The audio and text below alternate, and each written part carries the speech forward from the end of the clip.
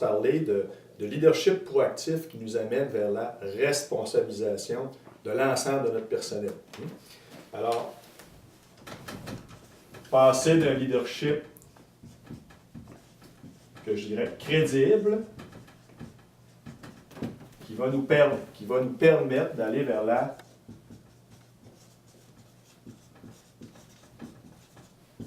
avoir des employés responsables, donc vers la responsabilisation. Alors, c'est important qu'une fois que j'ai un leadership suffisamment crédible, c'est-à-dire que j'ai instauré un système, de rigueur, c'est-à-dire les mécanismes, que ce soit de parler à tous les jours à notre monde en matière de santé et sécurité, que ce soit par des rencontres d'équipe de début de corps, que ce soit par une attitude d'ouverture envers la santé et sécurité, c'est-à-dire qu'on encourage les gens à ne pas prendre de risques, à rapporter les situations et à les corriger. C'est-à-dire aussi qu'on est allé s'assurer dans le milieu de travail pour voir comment notre monde se comporte en matière de santé et sécurité et d'en discuter avec eux d'une façon constructive.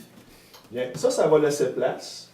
Si l'organisation et les gestionnaires sont crédibles, sans être parfaits, ça va laisser place à aller vers la responsabilisation. Alors, on peut à ce moment-là, ici, continuer à faire évoluer notre culture, à impliquer ici 100% de nos employés à ce qu'eux prennent en charge leur propre sécurité et celle des autres.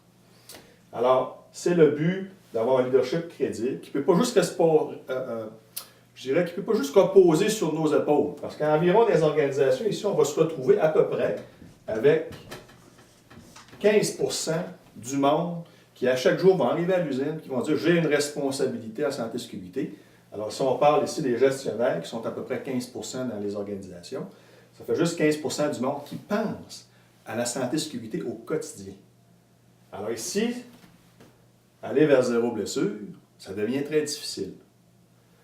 Alors, ce qu'il faut, c'est que j'aille chercher et impliquer l'ensemble de mes employés qui va me donner 100% de mon personnel qui, à chaque jour, au quotidien, avant de faire un travail, vont se dire quels sont les dangers, quels sont les risques, quelles sont les mesures préventives pour me protéger avant de commencer à travailler aujourd'hui. Alors, c'est pour ça que, une fois que ça c'est crédible, on va impliquer 100% de notre monde et là, on va pouvoir aller vers une diminution significative, encore une fois, des accidents de travail. Merci.